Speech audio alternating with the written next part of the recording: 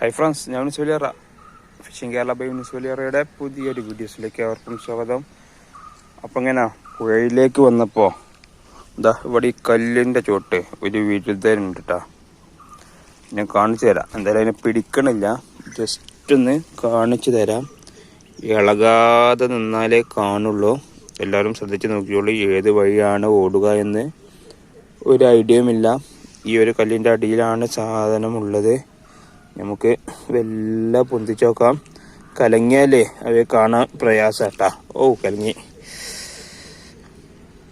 അത്യാവശ്യം വെയിറ്റുള്ളൊരു പാറക്കല്ലാട്ടാ.